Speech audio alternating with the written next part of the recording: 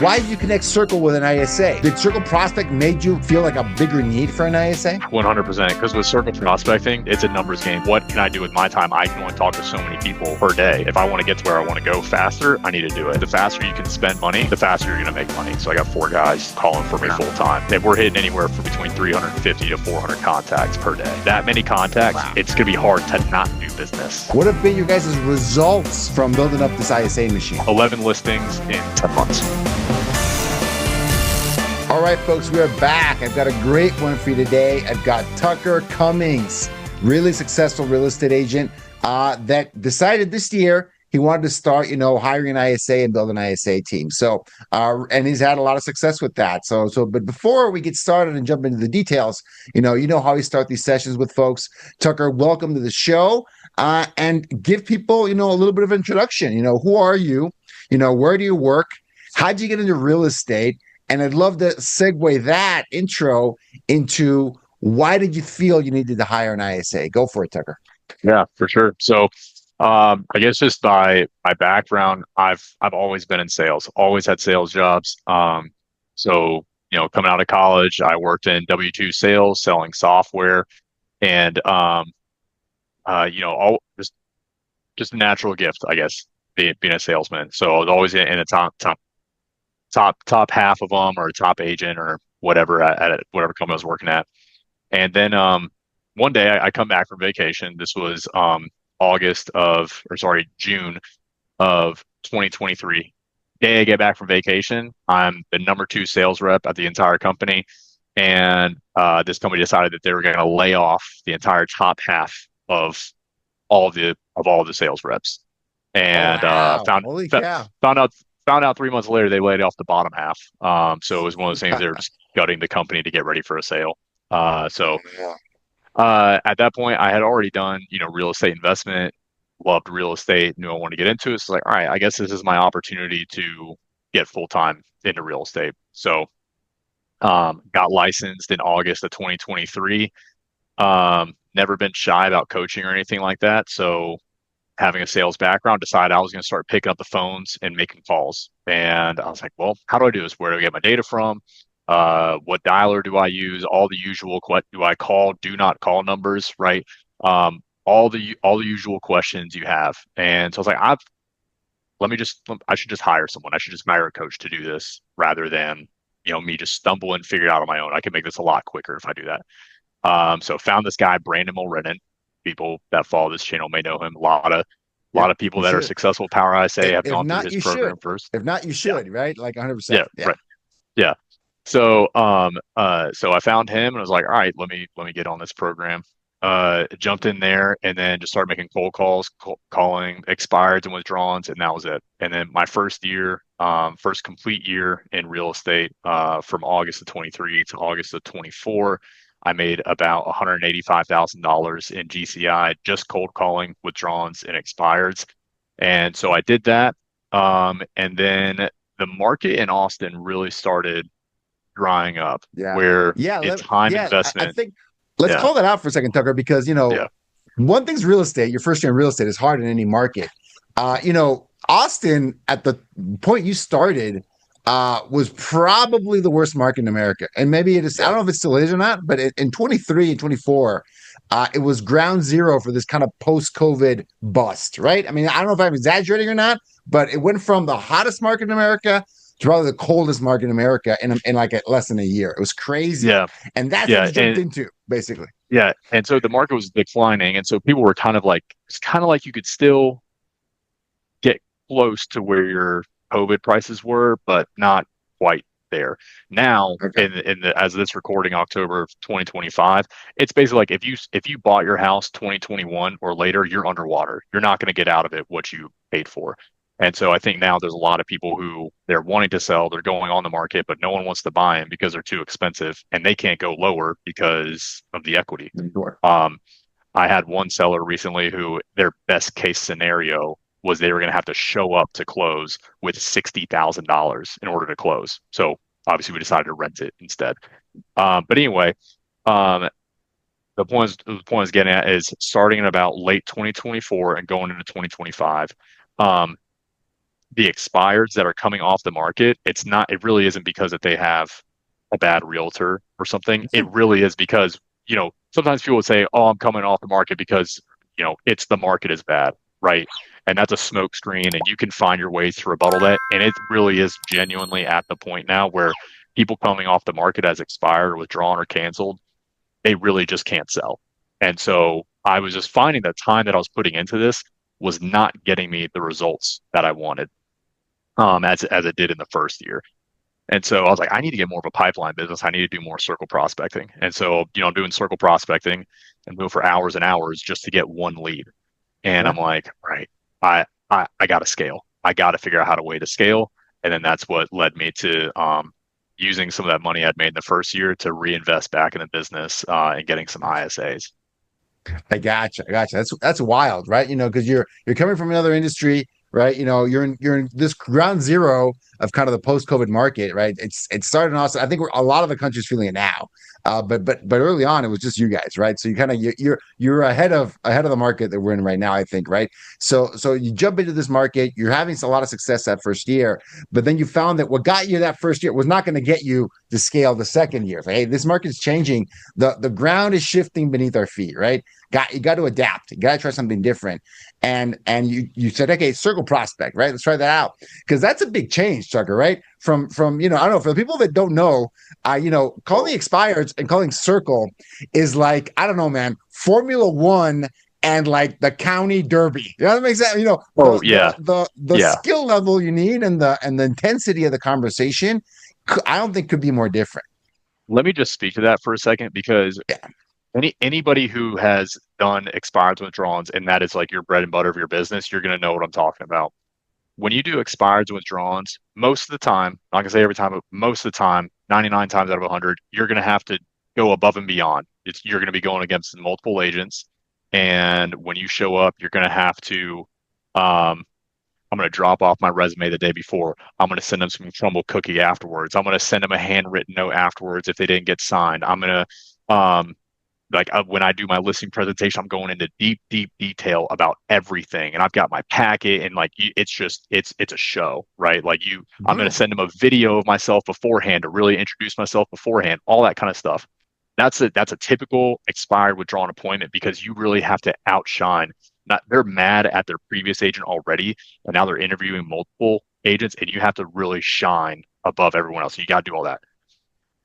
Because I showed up to a circle prospecting appointment with nothing but a business card, and uh, and like we talked through everything because I honestly wasn't expecting to sign them, which is probably bad on me for not having that expectation. I just thought it was a preview appointment. I showed up with a business card, and I was like, do you have a pen and paper? And I just drew out like the marketing plan. Like I just wrote it and drew out pictures and everything on a sheet of paper, Hilarious. and they were like, "Wow, you're really thorough." And then I signed them and sold the house in 3 days. Like it, Wow. it's and so I say that just because I'm like at this point I'm like I pretty much just want to leave expireds and withdrawals completely behind me because even when you start working with them, they can still be really difficult to work with For because sure. they're just very pointed on everything, and they're going to make sure you do everything right because they already had a bad experience. Circle prospects, it's like they just see you with like angel eyes. They just think you're The the the greatest best thing in the light. world. And I'm like, The best possible light. it's a great experience for me. It's a great experience for them.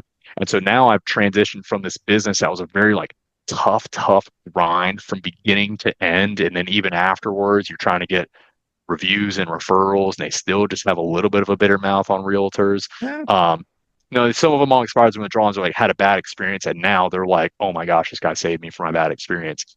Circle prospects, though, they're just like beginning to end are in love with you. Like it's phenomenal. So now it's like I just have this awesome business pipeline. It's more predictable now. It's everything about it. I would say the sooner you can transition from expireds and withdrawals, if you're doing that to more circle prospecting and pipeline business, and you're gonna love it. Yeah, 100%. And 100% true. I don't think I've ever shared this, on the show before, but I started calling the expireds back in 2013. So the other bad market, right? Not this one, the other one. And it was, like shooting fish in a barrel. Like, there was just so many of them, right? And back then, even though the market was a little bit better than '08 and '09, it wasn't that much better. And there was a lot of people have just had a really bad experience during the crash, right? So even though you could get them easily on the phone, you can get in front of them pretty easily. Getting them to sign and to sell at that price was not always easy. They really got above water a few years after that, not in 2013, right?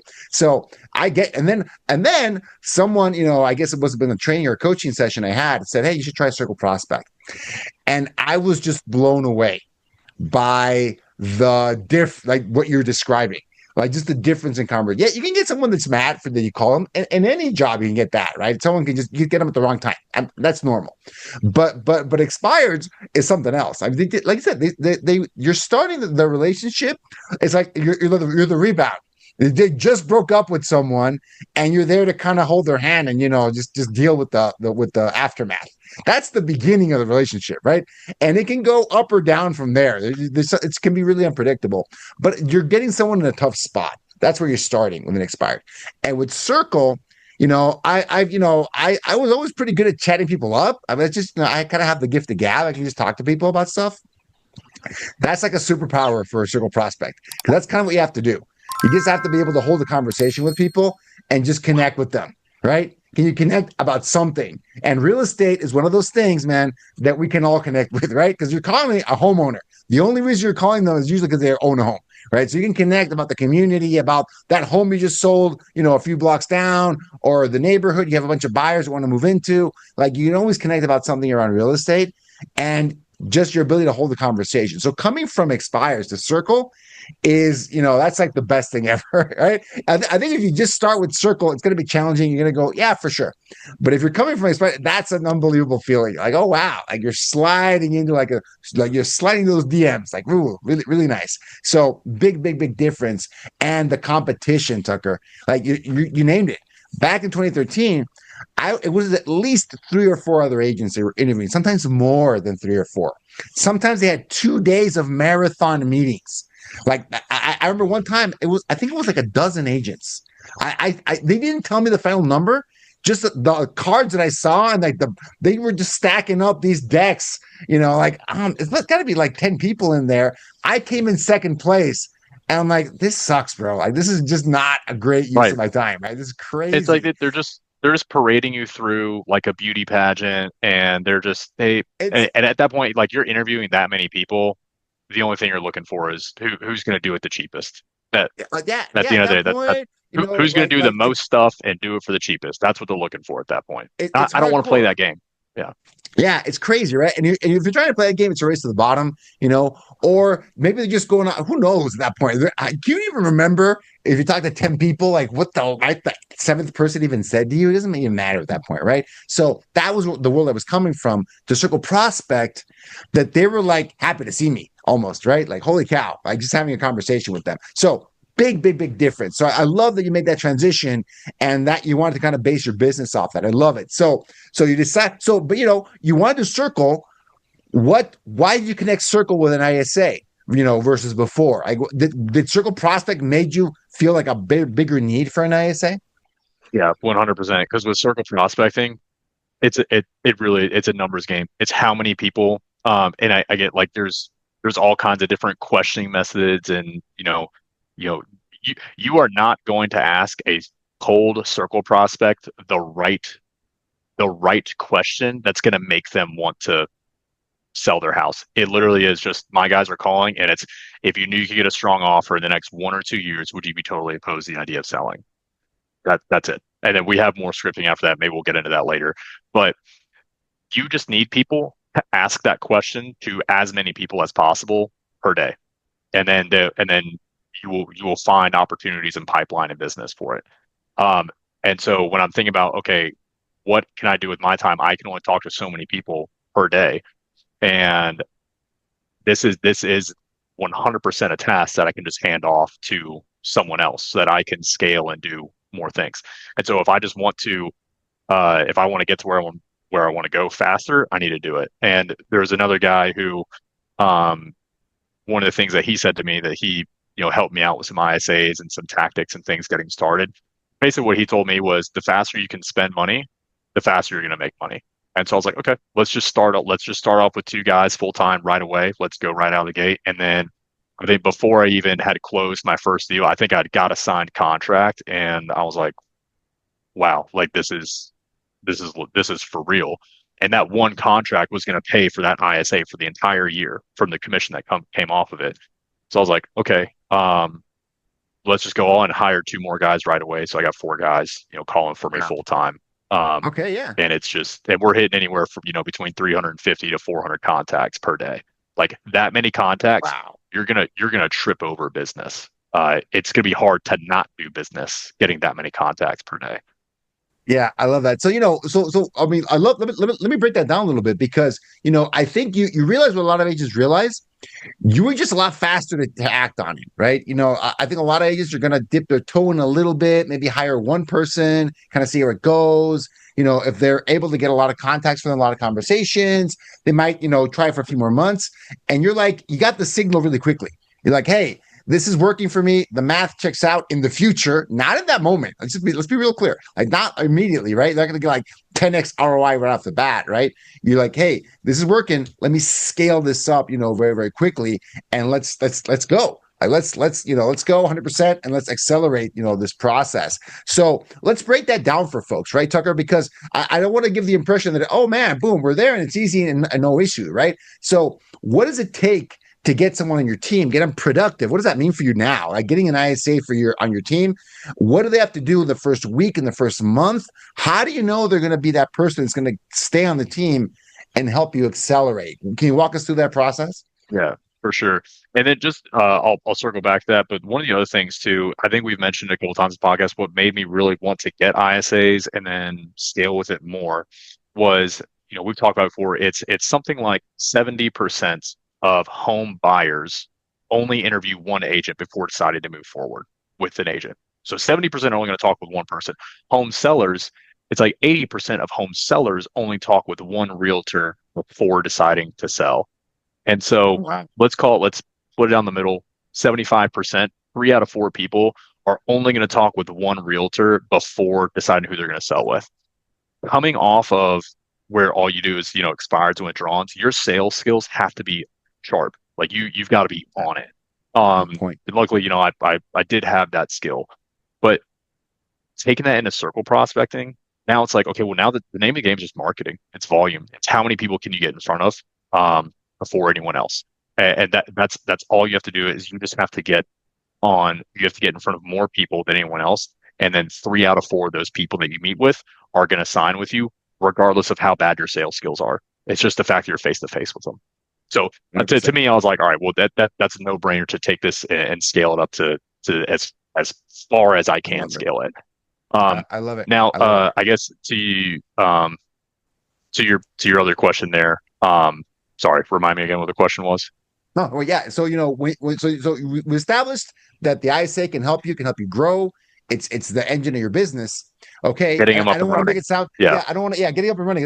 I don't want to make it sound like, oh man, this is super easy. Actually, this takes some work, right? So what is that process of getting someone on, or the first couple people on there, and getting them productive, right? Because you might have to, maybe you don't hit a home run on your first hire, right? And I'm sure there'll be more time to talk about this too. But one of the big things is you have to treat these people like they're employees of your business. Like they need to see the vision and they need to see the outlook and they need to see how they fit into the big picture. And so when I was in the interview process, I didn't care if people had a background in sales. I don't want to be afraid of the phones. I care about that. Like I don't want someone who's stuttering on the phone because they're shy and scared. I don't need to overcome that. I need some background in cold calling or at least customer service. Um, but I don't care if you've sold in real estate before. I just need you to be not afraid of the phone.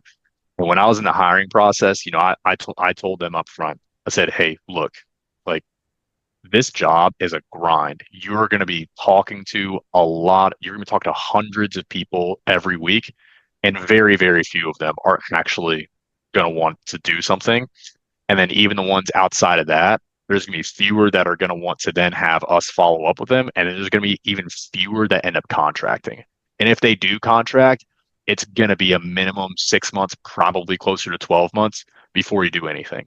And so I'm telling you, Noel, Joe, Valentine, George, those are my guys. If they ever see this, I'm telling you guys, if you just stick with me for 12 months, I promise you, you're going to make more money than what you could have realized had you been doing something else.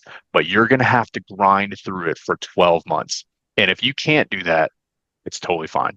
Most people can't. But if you're willing to bear through that for 12 months, I promise you, you're going to make the bulk of your money through commissions, and you're going to make more money than what you realized. So Noel, last month, Noel made more money from his commissions and his bonuses than he actually did off of his salary. So that was like the first time that happened. He's got, I mean, Good month. he, he's getting a lot of listings for me. He's an animal. So, but yeah, like that right there is like telling them upfront, hey, the expectation is like this is gonna be a grind. Like it's not gonna be easy. But if you stick with me, there will be more opportunity than what you realized, and you just have to be willing to get through that. And so I think I've had really, really low turnover because of that, because they Gotcha. see the You see the vision, they see vision. the outlook. Yeah. Yeah. It's And the other thing clear. too is, Clarity. There's a lot of clarity yeah. there.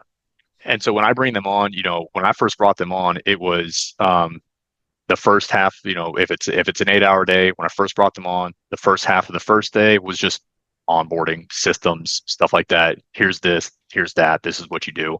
The second half of the day was scripting and role play. First half of the second day was scripting and role play again. Then it was on the phones for the second half of the day. And then after that, every day for 2 weeks, it was we would meet, review calls, role play, get back on the phones.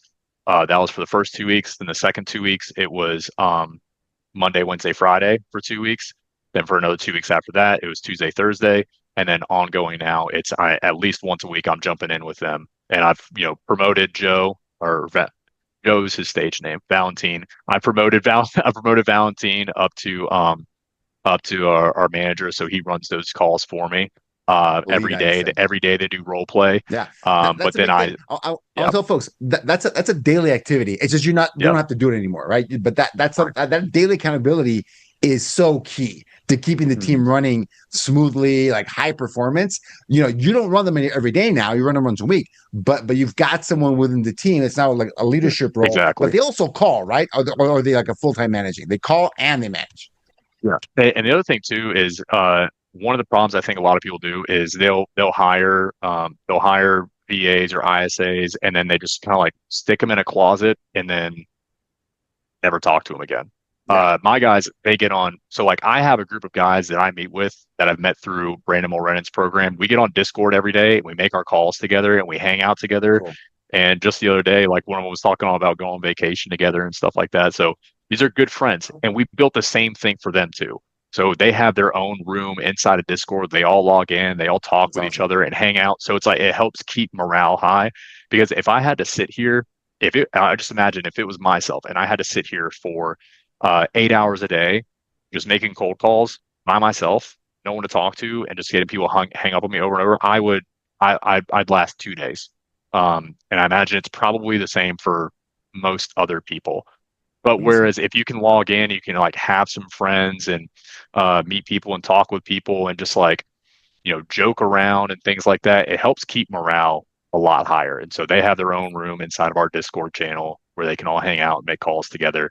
It's where they log in to do their role play, and they stay on all day, and I can see them in there. They stay on all day, make calls together. Helps keep morale high, helps keep the training high.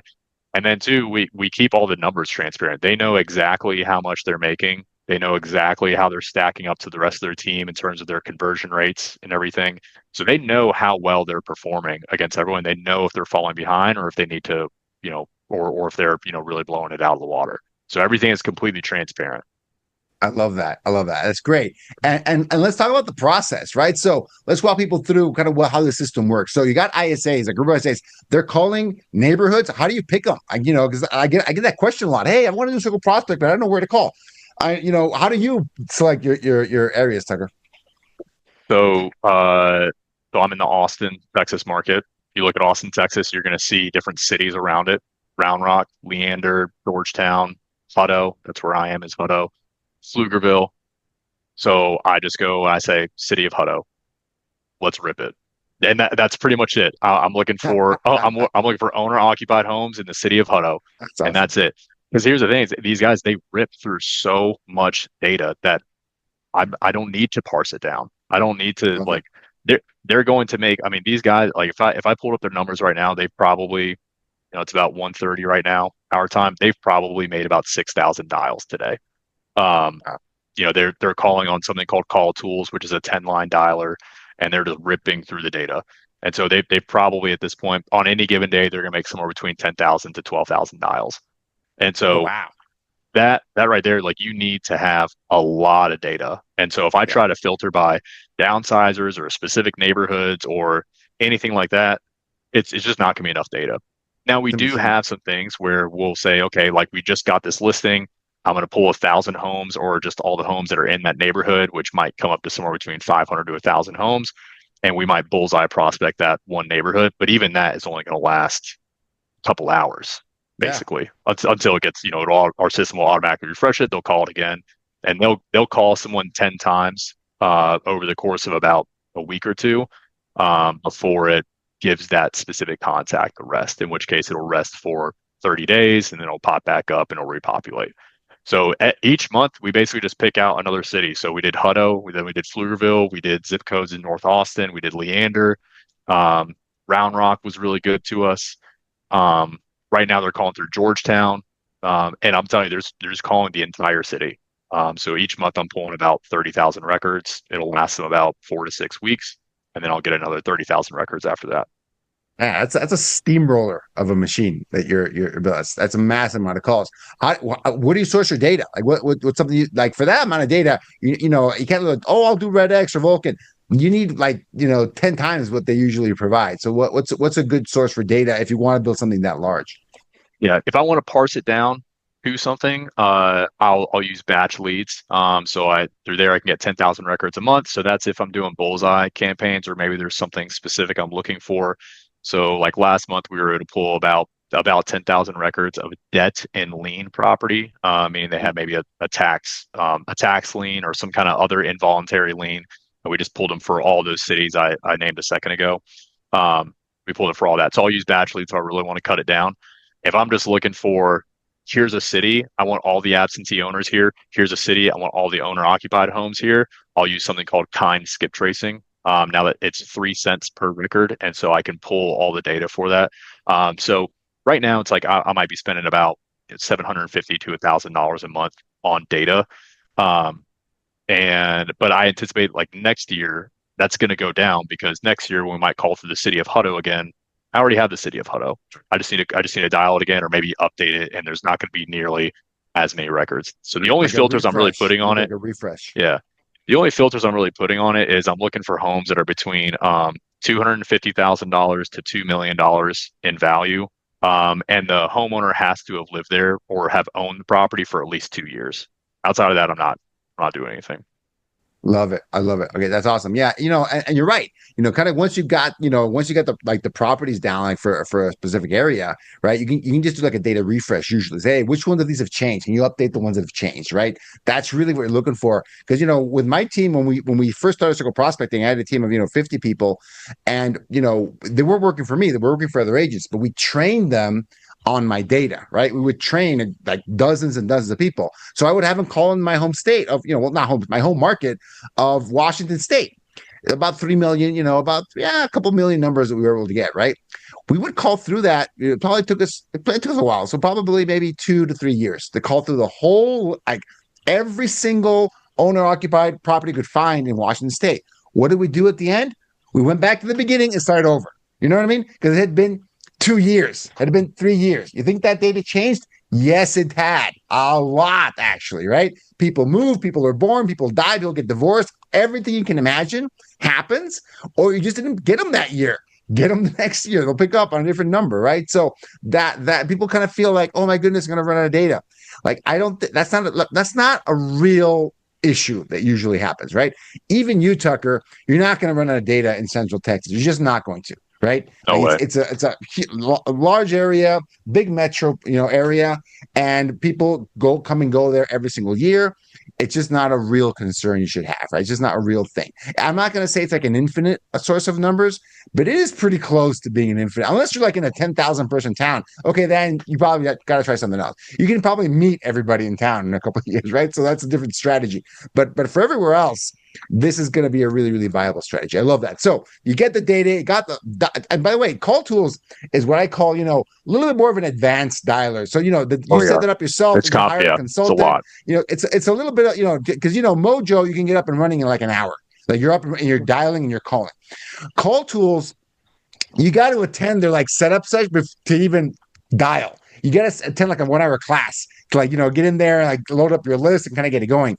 And then if you want to like tweak it and optimize it, in my experience, it takes like a week or two to like dial it in and get it to do what you want it to do, right? And having them hold your hand the whole time, right? So did you do it yourself? You get someone else, you hire someone to do it for you? Was it like a trial and error thing? How did you get call tool? How did you tame call tools? Well, so we were using Mojo at first, and then Ah, gotcha. it's like we broke it. Like I feel like Mojo is mostly built for people that it's mostly built for people that are like an agent. Like I'm going to call for the first 2 to 4 hours of the day, and then after that, I'm doing listing appointments, admin work, That's that it. kind of stuff. Um, Yeah. Whereas Call Tools or Enzo Dialer or some of these other ones, they're specifically built for call centers. They are built for this, and so Call Tools, yeah, I got on with them. It came as like a referral from someone else. I've been using it for months. I'm still learning things. I just learned some new things about it this past week. And so It's a beast. there's yeah, it's incredible. I can't say enough like praises about their support team. You want to get something integrated into your follow boss, they will do it and they'll have it done quickly and they'll do it correctly. Like I mean, it is just like it is so good. But yes, it is complicated. It's definitely worth it though, because you get these guys onto. We had one of my guys made 200 contacts in a single day one time off of them. And on a Wow. normal day, they're going to make somewhere around 100 contacts per day. There are other days though where I don't know what's going on, but they're getting like there was one day where between it just so happened that like one of my guys was off that day and another guy was I think he was sick or like power went out or something like that. So I had two guys in between the two guys on a single day. They had like 390 contacts or something like that using call tools. So they can call on a 10 line dialer and it's basically like you can see what their wait time is between calls. And their wait time between calls was an average of like 15 seconds per day. Could you imagine for somewhere between 6 and 8 hours for a whole day? There's 15 seconds between when you put the phone down and the next person picks up. I mean, you're just firing off over and over and over and over. So yes, it's a pain to get set up. I mean, it's not really that much of a pain because they do have a great consultant team and they will help you get it set up.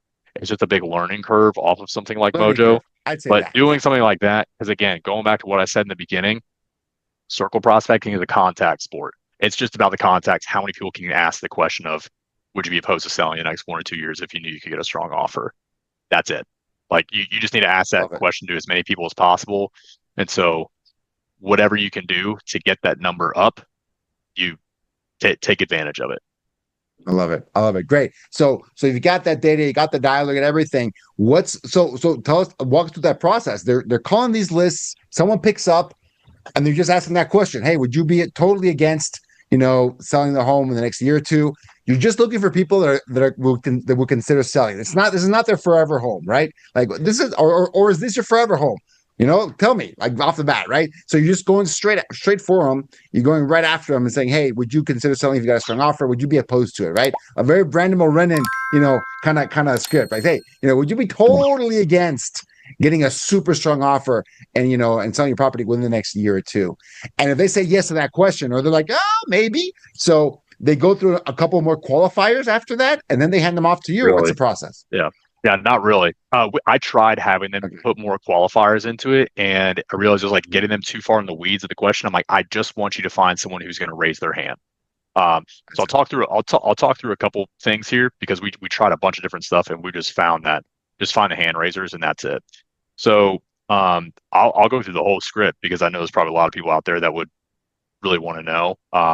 who are thinking about this kind of thing, and it's kind of the scripting is like, what do they say? I'll tell you what to say. Um, they would start off and they say, "Hey Gus, my name's Noel. I work with a local realtor. But before you hang up, I was just hoping to ask you a quick question. Would that be okay?" Cool. The home on 123 Main Street, you don't still own that, do you? Okay, great. Well, look, I know it's going to be a long shot, but we were just wondering, there's buyers moving into the area, and we were just wondering if you knew you could get a strong offer, would you be totally against the idea of selling in the next 1 or 2 years? They say yes, or they say, they'd be open to that. Then they say, okay, great. And if you did make a move, would it be in the next 1 to 2 years, 2 to 5 years, or are you further out than that? Okay, great. And so the reason why they ask that question, it's the only qualifier they ask, is because if they say something like, well, whenever there's an offer or something like that, the person's not serious, in which case we have a way of disqualifying that person. But if they actually nail something in, then it's like, okay, there's something there. That's the only qualifier they ask them. So, um, would you make a move the next 1 to 2 years, 2 to 5 years, or you're further out than that? Okay, 1 to 2 years. Well, look, it's totally up to you, but if you'd like, I can have Tucker, he's my realtor, reach out to you and just kind of share what's going on in the market and be a resource for you if and when you ever make a move. Would that be okay? They say yes. Okay, great. And he'll give you a call either later today or tomorrow. Would that be okay? And then they say yes. And then they'll say, okay, great. And what I'll do is I'll go ahead and send you a copy of his resume. That way you kind of know who he is prior to the call. What's a good email for you? So we capture the email. So whether or not I actually talk with them, they're going to get on my email list. So they capture the email and say, great, I'll go ahead and send that off to you. And one last thing before we go, Gus, just so I can give Tucker a little bit more context. Most of the people we talk to, they're looking at making a move because maybe they want to get closer to family somewhere. Maybe it's that they're just kind of sick of the area, or they're looking for something a little bit bigger or smaller. Is that the same for you, or is it something else? And then so they'll get a little bit of motivation there at the end, and then they'll say, "Great, I'll have Tucker reach out." So with that motivation piece there at the end, we used to have that at the beginning of the script after that desire question of would you be opposed to an offer in the next 1 or 2 years? We used to have it right after that. If you wanted to move, would it be for reasons A, B, or C? We found that at that point, either A, they were getting too into the weeds and we were disqualifying too many people. Because I was like, I want you guys to only send me the best leads. And what happened was they were getting rid of a lot of people just in that initial call, they have their guard up a little bit. Yeah, they do. And so they just end up be like, it's none of your business why I'm moving. So hands off. But when we put it at the end, by the time we get to the end, this person's told you they want to move. They told you a timeline. They said they want to talk to a realtor. They said it was okay to reject. So it's like I think they've built up like a little bit more trust. So they'll say, oh, I want to, get closer to family somewhere. Now at that point, if they and so it's like a little bit more trust there, and so people aren't getting disqualified as much. Or they might say something like, well, as long as the offer's right, then in which case they may or may not send them to me. That's the other biggest issue is when like the you get a lot of people who are going to say, well, like money talks, or well, yeah, if the offer's right, yeah, I'll sell, or like, yeah, if you give me $1 million for my $300,000 house, I'll sell. Like I'm like, I don't want to talk to these people, right? Like these are not real leads. And so we have a way of disqualifying those people out of it. And it's just that the tiniest little bit of pushback at the end. So if they were to say something like, as long as the offer's right, or Depends how on the offer. much, or what's the offer? They'll say their response to that if it's earlier in the script, would you be opposed to an offer the next 1 or 2 years? If they say it at that point, their response is, well, hey, look, I'm sorry, I don't want to mislead you. We don't have an offer or a buyer in hand right now. It's just that we're talking to a lot of people and they're looking to move for reasons A, B, or C. But it sounds like that doesn't describe you, does it, Gus? And then at that point, they're gonna go, no, it's just if it's the right money. And they'll say, okay, makes sense. Knowing that we don't have an offer in hand or a buyer right now, would it even make sense to talk to a realtor? And they'll go, well, no, it wouldn't. And so great, we've disqualified that person with like we've got that person out if that's all it is. If that's all it is now, if it's the offers right, and then we give them reasons A, B, or C, that person's then going to qualify themselves back in. And then they get a timing question, pass it on to me, and I give them a call. Um, and so what they'll do, even if that person fully disqualifies himself, because every time they pick up the phone, it's an opportunity to get someone on our email list because you never know when life changes. And so if they were to ask that person, does it make sense to talk with the realtor? Or knowing we don't have an offer, does it make sense to talk with the realtor? No, it doesn't. Okay, yeah, makes total sense. Well, look, Gus, I know you're not doing anything right now, but if and when the time ever does come to make a move, I mean, do you already have a realtor that you work with, or would you be open to options? No, I'd be open to options. Okay, great. Well, it's totally up to you, but if you'd like, I can have my realtor. I can send you over a copy of his resume just for you to have on file for if and when you ever make a move. Would that be okay? At that point, I'm not training them on like specific sales tactics of like go for no or Socratic question or anything like that. It's just basically, do you want his resume or not? Do you want his email or not? And it's just a way to maybe try and get them last ditch of on our email list so that we can call them. And so even with that, my this is something people don't really talk a lot about. My email list when I started this year had about 250 people on it. Now my email list has over 1,100 people on it. So it's about 10 months later. My email list has about 1,100 people on it. And at least once a month, I have someone on my email list who I've never talked to reaches out to me and says, "Hey, I'd like you to come over and talk about selling my house." One of those people actually just signed. So people don't know this. Gus and I were supposed to have this conversation a week ago. And I had to reschedule this meeting because the person who wanted to meet with me was someone who I'd never talked to. My ISA just got the email and she emailed me and said, "Hey, I'd like you to come over and list my house." And we just went live with her yesterday. Met with her that Love day, that. signed her, and we just went live yesterday. And so that there you go. You got to get the Be- emails, get the emails, Best grow the email email ever. list. Yeah. Best email ever, 100%. So that's almost 1,000 new emails Yeah. within 10 months. So you guys are cranking through these conversations and some of the I would call them like nurtures, right? Like seller nurtures, qualified leads, or qualified seller leads, right? So Mhm. what's how many of these do you get a day? So by the way, Tucker, thanks for walking through that script. I think a lot of people, I think we sometimes miss that nuance. Like, hey, this is like exactly how it goes beginning to end and the objectives. So that was amazing. So thanks for sharing that with folks. What comes out of this, right? They hand those off people off to you. You're gonna reach out to them. Is it like each one of your ISAs, do you have a goal of like a daily goal, a weekly goal? How many of these nurtures are they generating for you? Yeah. So each person is generating for me. So the different metrics that we have that I'm tracking, I have working time, I have call time, I have contacts, I have ISA leads. So that's like basically their hand raisers. How many people do they pass off to me? So those are the metrics they're kind of responsible for. And then after that, I have conversations met, which is they send a guy to me or they send someone to me, and what percentage of those people am I actually talking with? And then I have qualified lead after that, and then things like appointments set, met, listing taken, so on. Um, so each guy is probably producing for me somewhere about 2 or 3 ISA leads per day. Um, sometimes it's zero, and then other days we're going to have 4. But on Yeah, average, that's how it it, it, works. it might actually be closer to like 1 or 2, and then we got a lot of emails as well through that. Gotcha. So they send it off to me. Now what happens is it goes to my follow-up boss, and when it hits my follow-up boss, by the way, I've built like kind of a reputation in my group of friends as like the systems guy and the automations guy. Happy to disclose Cool. whatever. But so someone hits my follow-up boss, and when they have a follow-up, it automatically sends them an email, automatically sends them a text message, and that says, "Hey Gus, this is Tucker." Text message will within 60 seconds say, "Hey Gus, this is Tucker. I think you just spoke with a member of my team about making a move in the next few years. I'll plan on giving you a call from this number unless you recommend otherwise. Looking forward to speaking with you soon." And so that way, when I call, you see on like how on iPhones it'll pop up, it'll say like maybe Tucker Yes. Cummings. So when I call, it's Yes. going to say maybe Tucker Cummings on it instead of just having my number there. Love So it. I pick up and then I roll through my script from there. And after that, I'll determine if it's a qualified lead or not.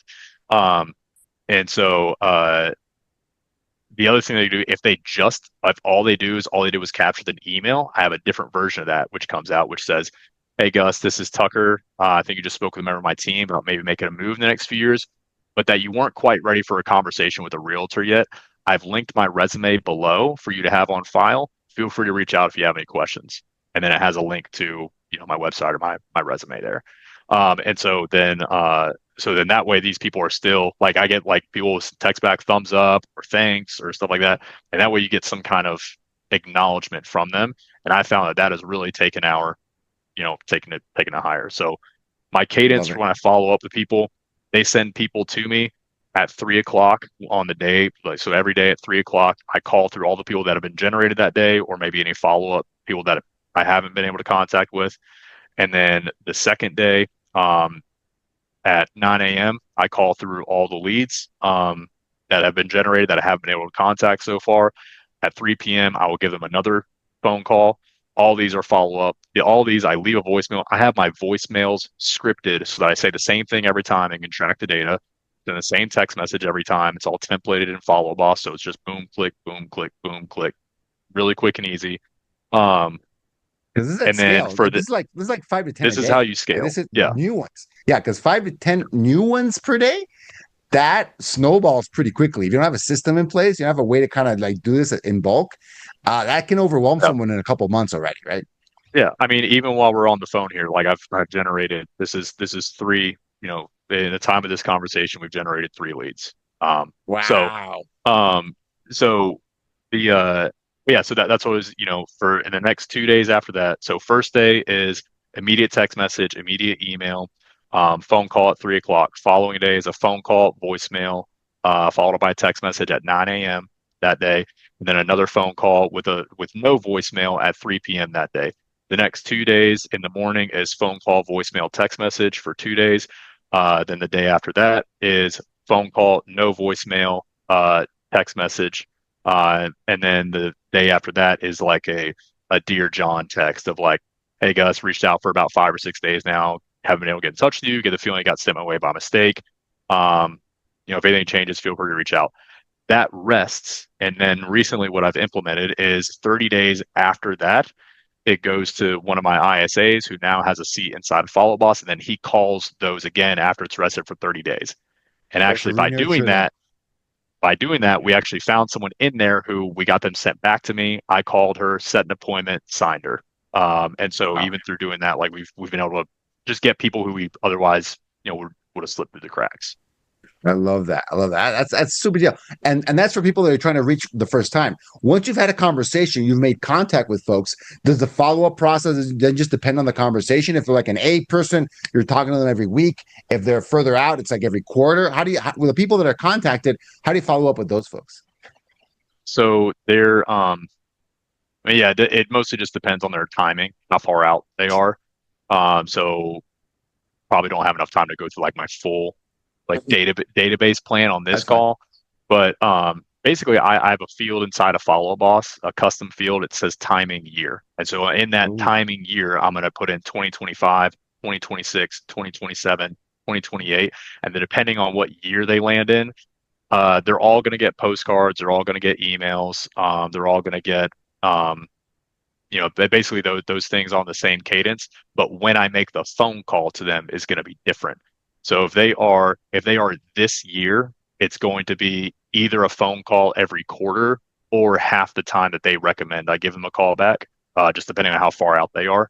I don't ever want someone to go more than a quarter without me reaching out to them. If their timing is the following year, then I'll give them a call once a quarter, and those are all their value add calls. They are not calling because I'm asking for business. They are value add calls. Hey, it's tax protest season. Do you want a CMA so you can protest your taxes with? Hey, I'm training a new assistant in my office on how to do home value reports. Do you want us to go ahead and run one for you and share the results when we're done? Stuff like that where you're adding value to them. And if they're 2 years out and beyond, then it's a call every 6 months where it's just value add phone call. That's it. And all you're doing is you're staying top of mind. Hey, I know you're not doing anything for 2 or 3 years or so. Here's how that conversation may go. Um, hey Gus, this is Tucker. We spoke maybe a couple months ago about your property over there on Main Street. I'm the realtor you spoke with. I know you weren't expecting my call right now. I was just hoping you could help me out real quick. Do you have like 30 seconds here? You're going to say yes. And then I'm going to go, I appreciate it. So I actually just made a new hire in my office. I brought on an assistant and she's helped me do home value reports and CMAs. And so we're just looking at different neighborhoods in Round Rock to practice on. We came across your home in our database here. Would you like us to do a home value report for you? And then when we're done, we can share the results with you. Yeah, of course. That'd be awesome. Other thing with Circle Prospects, when you follow up with them, they love you. They're like, yeah, what's going on? What can I do? How can I help you out? Versus That's expireds, awesome. they do not want you to Nah. follow up with them. So anyway, Stop calling me. so I'll Stop say, calling me. okay, cool. So I got a, 3 bed, 2 bath, 1,500 square foot, single level home built in 2008. Is all that sound about right? Yeah, that's right. Okay, cool. And then last thing, while I got you, I had a little note here that you weren't looking to make a move until the fall of 2026 because you wanted to move closer to your family in West Palm Beach. Is that still the plan, or has anything changed? No, that's still the plan. Okay, cool. Well, I'll get that home value report out to you later today or tomorrow. If anything changes, feel free to give me a call. And that's it. I love It's it. just value. Just try and add some value to them. That's Yeah, it. 100%. Because if you just go in there, asking, are you ready to move? Are you ready to move? You sound like every other agent, quite frankly. They're Yeah, like, you're yeah, annoying. it's easy You're just to being ignore, annoying. right? 100%. You're not going to get a response to that voicemail, that text, that email. You're just not, because you're like everyone else, kind of asking for something, right? Instead of offering something that's valuable to them. I love that. So, Tucker, you've got the tools, the team, the process, the system, the scripts. What have been your guys' results from building up this ISA machine? Yeah. So just the bottom line is in 10 months of doing this, we've taken 11 listings in that time. Love it. And so I've noticed over the past month, maybe 2 months, that's where it's really started to turn over on the pipeline. So the first little bit, it's like, to be honest, it's like, man, I'm spending a lot of money and You I'm got you not got to getting a wait. lot out of this. But you're going after pipeline. And so now it's like the past couple weeks, I took 3 listings in 1 week off of this because pipeline was starting to turn over. And 100%. so that's not going to happen every week, but maybe instead of it being another 3 months before I have something like that. Maybe it's, next month I might have, take another 3 listings next month. And the next month I'll take 4. And then after that, I'll take 5. And so it's just going to keep compounding. So yeah, 11 listings in 10 months. I love that 100%. And like you said, most of these folks are in that 6 to 12 month time frame, right? So I expect that number is going to be just phenomenally better from here to January, just in the next 2 to 3 months. I'm sure that number is going to look even more amazing because, like you said, it's gonna, and Austin is a very seasonal market too, right? So I think in 2026 is going to blow up for you guys. It's going to be, amazing because, different market, brand new year, listing season. You're going to have a pipeline, 1,000 people, over 1,000 people, well, probably 1,200 people by then, new people in the mailing list. That is just going to blow up for you guys. So absolutely love that. Oh, and last question for your newsletter. For do you send it every month? Because this goes out to people you haven't even spoken to, people they got their email from. They might not even be thinking it. They didn't disclose they were interested in selling to you guys. What do you email that big group, the big newsletter people? Is that goes out every week, every month? What does that look like? The newsletter. Yeah. Every week, every Wednesday at 7:30 a.m. Newsletter goes out to people. And so again, it's value add. It's just trying to tell people what's going on in the market, things like that, what we're seeing, and just Love it. being on. I think people like the authenticity. I don't sit here and say like, now's a good time for sellers. Now's a good time for buyers. Now's this, now's that. Like people see through that where it's like, when's a Yeah. good time to sell? It's always a good time to sell. Like, and like, it's like asking an insurance person when, I'll put it this way. It's like you ask an insurance person, do I need insurance? Of course, they're going to say yes. You ask a realtor, should I sell my house? Should I buy a house? They're going to say yes. I am the realtor that will tell them it's not a good time to sell your house unless you feel like you have to make a move, like someone died, you're getting divorced, something like that. And I think because of that, people lean back into me and they're like, oh, okay, like this guy's actually telling the truth about it. Legit. Because one, if I sit there and I'm like, I try to convince someone to sell, they're gonna list the home too high. They're gonna not be happy with me at the end. It's gonna be a pain in the butt to get it sold.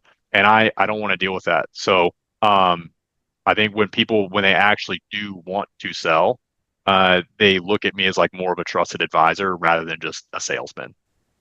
I love that. I love that. No, and you're keeping in touch with that. It's like your audience, right? You're building an audience. It's hundreds of people. It'll soon be thousands of people. So you got to, you're transmitting an authentic person to them, and people love that because usually we don't see that from someone in sales. Not at all, right? 100%. So Tucker, last question, man. If someone is considering, bringing on an ISA trying out something like Circle or absentees and they want some help, but they're on the fence about it. Oh man, I've been burned in the past. I have to hire someone. It's doing a lot of work. What would you say to someone that's considering something like this, but still on the fence? So actually, this is really, really good transition from what I was just saying a second ago. Like, hey, here's the reason why you should not sell your home. I was like, I'm going to do this by like, here's why you For should real. not get ISAs. So you should not get ISAs if you do not have the money to fund this for at least 6 months. 6 months, ideally 12. Don't do it because you need us to like build up pipeline. You can call expireds. I've had my guys called expireds, but they burn through that data fast. So you're gonna need something after that, and you're gonna need Circle prospect data too. Data gets expensive. These guys' salaries and their bonuses get expensive. Do not do this unless you have the money to get you through 6 to 12 months. I think you should not do it unless you can really afford two people, because that having those two people, one, it gives person A comparison for person B. If you only do one person and they're trash, which not all ISAs are built the same, that person's trash, you're gonna think that this is the standard and you're gonna say that doesn't work. I'm out of it. Or but when you have two people, you have something to compare them to, and they jeer each other on and they stay competitive and they know if they're falling behind or excelling. And so they'll want to keep each other competitive. And again, it gives them someone to talk to and hang out with and keep morale high. Um, if you've never made calls yourself, you need to know how to make cold calls, and you need to know how to grind through it, because when these guys look to you for, hey, I'm running into this on these phone calls, how do you overcome this? And then you're going to look at them with a blank stare because you've never made a cold call before. Then you're they have poor leadership, so no wonder they're going to fail. So you need to actually learn how to make calls yourself. And then lastly, if you don't have the time to actually spend with them and train them and give them the vision. So every time these guys get to listing or something, like I pop into their Discord and I sound off a trap horn for them and like we party and it's awesome. Like you gotta like if you have to make them feel like they're part of something bigger. And so if they're part of something bigger, both through the training, through giving the vision, through all that, if you don't have the time to do that and you just want to hire someone, stick them in a closet and then never talk with them again, like this isn't for you. You need to do Google pay-per-click, right? So, or do direct mail. This is like you're building an asset. You're building a custom asset around your business and you're cloning yourself so that you can Yeah. get a bigger audience and you're and building reach more culture. people. What you're describing Yeah. to me, I would describe it as culture, right? You've got a strong culture. You're nurturing it. You're keeping it strong. And as you scale up, you don't want to lose that, right? And you got it, and you're still involved. So yeah, you're building a strong culture and you're representing it. So I love that. Awesome, Tucker. Appreciate you, man. It's been an awesome session. This has been tremendous, right? A really, really good one. And thanks for being, so forthcoming with the community. I love it, man. Appreciate you. Of course. Thank you, Gus.